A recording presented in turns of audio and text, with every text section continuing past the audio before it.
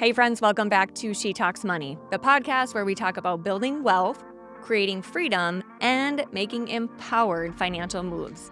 Today, we're answering one of the big questions I hear all of the time. Should I buy real estate right now? And the real question underneath that is, am I ready? Whether you're considering buying your first home or your first investment property, this episode is for you. We're going to unpack what readiness really looks like, how to build wealth through real estate even with higher interest rates, and what mistakes to avoid. So if you've been sitting on the sidelines wondering if the market is right or if you're financially ready, grab your notebook and let's dive in. Let's start by clearing something up. Not all real estate purchases are created equal. There is a big difference between buying your primary residence and buying an investment property. So when you're buying your primary home, it's often an emotional decision. You're choosing where to live, possibly raise a family, and put down roots. But there's also a huge financial benefit. You lock in a stable housing cost, you get tax deductions, and start building equity over time.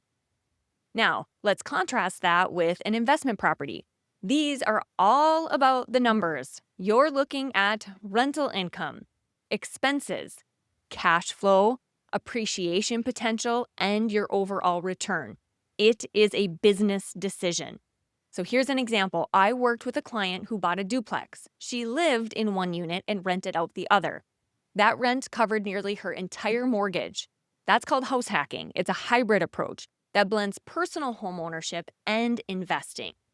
So before you even start looking at homes, get clear on your objective. Are you buying to live in it and build roots, or just to simply generate income and long-term wealth?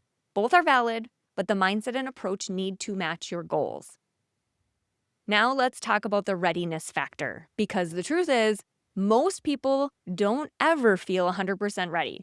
They wait for the perfect time, and then they end up missing out. So here are 5 things I want you to check off your readiness list. First, an emergency savings. Do you have 3 to 6 months of expenses set aside? If something unexpected comes up, you want to be covered. Second is credit score knowledge. Do you even know your credit score and how it impacts your mortgage options and interest rates? Third is cash flow awareness. Have you reviewed your income, expenses, monthly budget to know what kind of payment you can actually truly afford? And then we have to have a clear why. Why do you want to buy? Is it stability, wealth building, a personal milestone? Your why will keep you grounded when the process feels a little bit overwhelming. And last, of course, you need a trusted team. Are you working with a mortgage advisor and real estate agent who, this is key, are truly looking out for your best interest? Let me give you an example. I worked with a couple who felt totally unsure. Rates were up, inventory was tight, but once we ran their numbers and they saw a path forward, they took the leap. That home not only met their needs, but now has appreciated over $70,000 in just a couple years. Their fear was replaced with clarity, and clarity creates confidence. So let's break down how real estate actually builds wealth, because it's not just about owning a house. First, you have principal paydown. Every month you make a mortgage payment, you're slowly buying more of the house. That's called a forced savings, which you don't get from renting, by the way.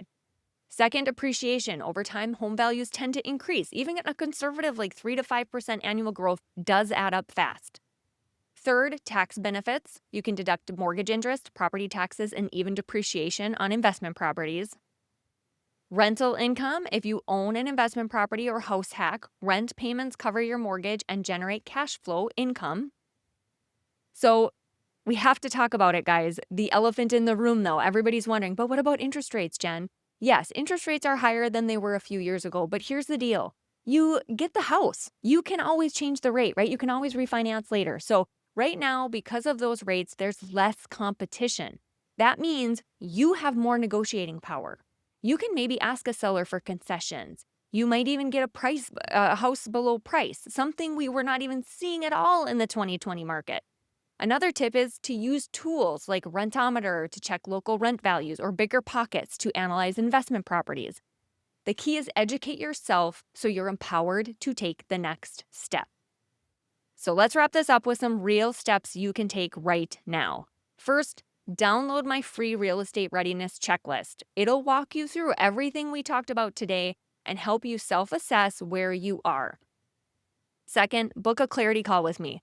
I'm here to help you explore your options, crunch the numbers, and make sure you're taking the best step, whether that's buying now or just creating a plan for 6 months from now. Start running your numbers. Don't just think about it, get into action. Use a mortgage calculator, talk to a lender, pull your credit. Knowledge is power.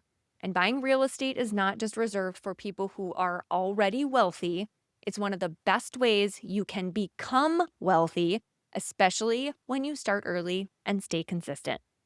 If this episode helped you, share it with a friend who's on the fence, post a screenshot and tag us at Jennifer Butcher Mortgage, and let's start a conversation about smart real estate moves. Until next time, keep making bold, educated, and empowered money decisions. You've got this.